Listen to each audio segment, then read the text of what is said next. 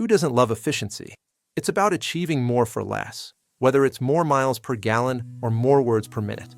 Efficiency promises progress, offering the next best thing to something for nothing. Today, algorithms, big data, and the cloud promise a frictionless world. This includes instant delivery, infinite choice, and zero waste. However, history reminds us that efficiency is never truly free. To truly understand this, we must journey back to the humble potato. It's a powerful example of how efficiency can both nourish and devastate civilizations. The potato's origins trace back to the Andes, where it was meticulously cultivated by the Inca.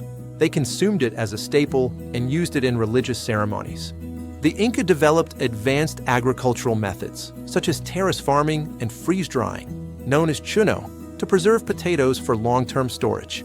When the potato finally reached Europe, it was initially met with suspicion, but soon it was hailed as a miracle crop, cheap, nourishing, and incredibly efficient.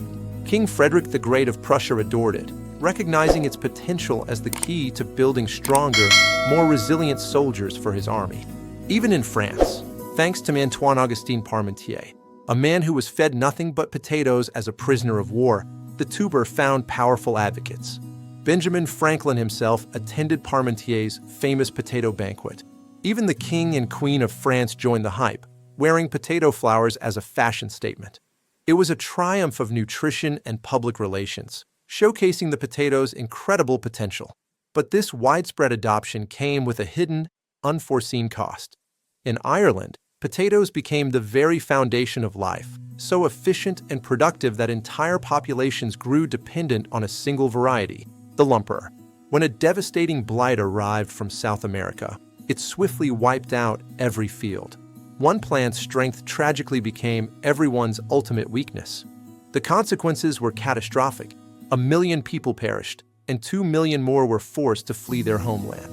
A crop meant to end famine instead caused one of the worst in history. This stark event reveals the double edge of efficiency. It solves one problem, but in doing so, it often quietly creates entirely new, unforeseen challenges. We observe this same pattern recurring even today. Electronic medical records, for instance, promise to save doctors valuable time and significantly reduce errors. Instead, many physicians now find themselves spending more hours typing data into systems than actually engaging in meaningful conversations with their patients. Efficiency, paradoxically, can sometimes make us less efficient. Even machines specifically designed to save time can inadvertently waste it.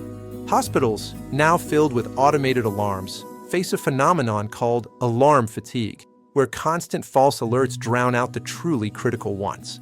In war, the French Army's ultra-efficient 75mm artillery was initially intended to end battles much faster, providing a decisive advantage.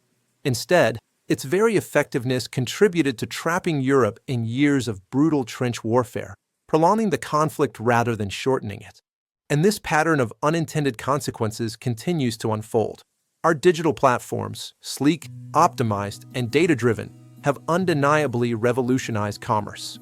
However, they also tend to prioritize software innovation over tangible, physical breakthroughs. Apps scale easily, but physical components like batteries do not.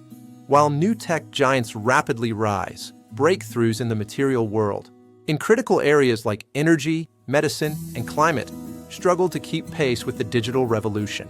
Efficiency, it turns out, can indeed be a deceptive trap, because when everything appears to run smoothly, we often stop noticing what crucial elements might be missing. The potato taught us a profound lesson, that more for less isn't always genuine progress. Sometimes, it serves as a critical warning.